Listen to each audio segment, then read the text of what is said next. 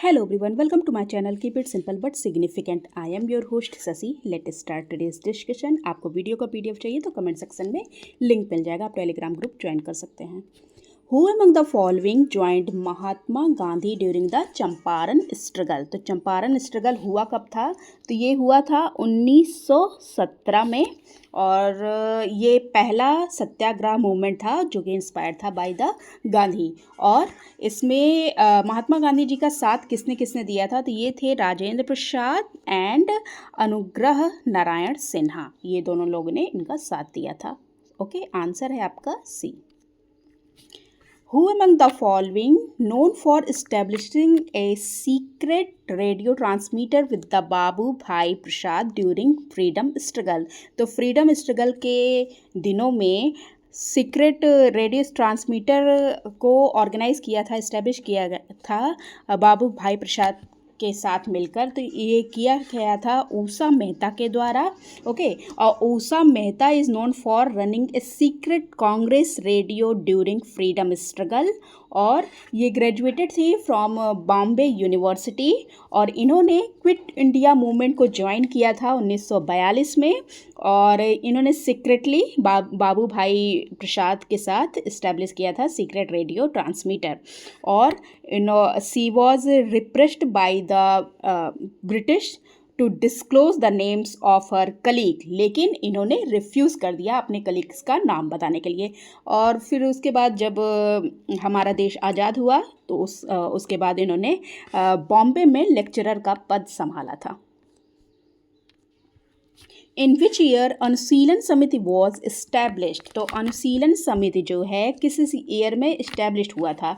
तो अनुशीलन समिति कलकत्ता में इस्टेब्लिश हुआ था. और कब? 24 मार्च डेट थी और ईयर था आपका 1902. और इसको इस्टेब्लिश किया गया था बाय पी मित्रा के द्वारा इसको इस्टेब्लिश किया गया था. और अनुशीलन समिति जो है इसका नाम लिया गया था by the Bankim Chandra, one of writings that name. Okay, which of the following funds constituted home charges? तो कौन सा फंड कॉन्स्टिट्यूट करता है होम चार्जेस को? तो ये देखिए, funds use to support the India office in London. Okay, तो ये फंड सपोर्ट करता था इंडिया लंदन में इंडिया ऑफिस को. ये बिल्कुल सही है. Fund use to pay salaries and pension of British personal engaged in India. बिल्कुल, ये स्टेटमेंट ही हुई आपका करेक्ट है. Funds use for waging wars outside of India by the British man, जो इंग्लिश मैन थे, जब कोई वॉर होती थी आउटसाइड ऑफ इंडिया तो इस फंड को यूज़ करते थे. ये भी बिल्कुल करेक्ट है. करेक्ट आंसर पूछ रहा है, सो आंसर है आपका डी. सारे के सारे ही करेक्ट हैं. Arrange chronological the following viceroys of India according to their appointment. तो अपॉइंटमेंट जब हुई है इनकी तो क्रोनोलॉजिकल ऑर्डर में इसको लगाना है. तो पहले इनके ईयर्स देख लेते हैं. लॉर्ड कैनिंग का जो ईयर है ये है 1858 से लेकर 62 तक इन्होंने काम किया है. ओके, और फिर उसके बाद आपका ये लॉर्ड मायो जो हैं, लॉर्ड मायो का कार्यकाल है 1869 से 72 तक इनका कार्यकाल है. फिर उसके बाद आपका लॉर्ड एल्गिन ने 1862 में संभाला था कार्यकाल को. फिर उसके बाद लॉर्ड लिटन 1876 से लेकर 80 तक काम किए थे. तो सबसे पहला कौन सा है? सबसे पहला है 1, फिर उसके बाद 3, देन 2, देन 4. 1, 3, 2, 4 किस में है? आंसर है आपका B. Who of the following Governor General was the first to associate himself with the welfare activities of the people? तो वेलफेयर एक्टिविटी जो लोगों की थी उससे एसोसिएट किया था अपने आप को. ये पहले गवर्नर जनरल थे जिन्होंने ऐसा किया था और ये हैं Lord William Bentinck. Answer is a. Okay, consider the following statement. Statement देना है, करेक्ट ऑप्शन पूछ रहा है. Okay, the first session of Indian National Congress was held in Kolkata. तो ये स्टेटमेंट आपका गलत है, क्योंकि ये हुआ था बॉम्बे में, और बॉम्बे में कब 28 से 31 दिसंबर 1885 में ये हुआ था। तो ये स्टेटमेंट आपका गलत है, तो 1 जिसमें है वो गलत हो गया। Okay, the second session of Indian National Congress was held under the presidentship of दादा भाई नौरोजी। तो ये स्टेटमेंट आपका करेक्ट है। ओके, ये स्टेटमेंट आपका करेक्ट है।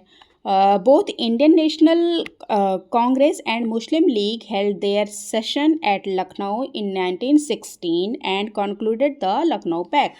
तो दोनों ने, जो इंडियन नेशनल कांग्रेस है और मुस्लिम लीग है, अपना सेशन, इनका सेशन हेल्ड हुआ था 1916 में। ये स्टेटमेंट भी आपका करेक्ट है। तो कौन कौन सा करेक्ट है? सी है, आंसर है 2 and 3 are correct.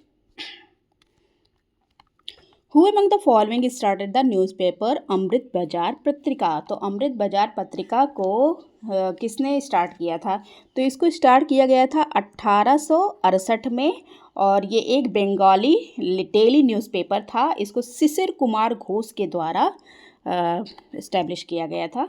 Okay, it was used as a tool to expose British agents' cruel deeds of tyranny. Who among the following were the main leaders of खिलाफत मूवमेंट? खिलाफत मूवमेंट के main leaders कौन कौन थे? तो देखिए, खिलाफत movement का जो ऑब्जेक्टिव था, मतलब क्या करना चाहते थे, तो खिलाफत मूवमेंट का ऑब्जेक्टिव था to force the British government to change its attitude towards Turkey, और रिस्टोर करना टर्किश सुल्तान, जो जिनको खलीफा कहा जाता था, उनको अपनी फॉर्मर पोजीशन पर ले आना। और इसके ये ऑब्जेक्टिव था। और जो ये खिलाफत मूवमेंट था, उसके जो लीडर्स थे, ये थे मोहम्मद अली और Shaukat Ali. Okay, next, which among the following charter acts ended the commercial monopoly of act India company. तो कौन सा चार्टर एक्ट था जिसने मोनोपोली को ख़त्म किया था ईस्ट इंडिया कंपनी का? तो ये है चार्टर एक्ट आपका 1813 का, आंसर है आपका बी।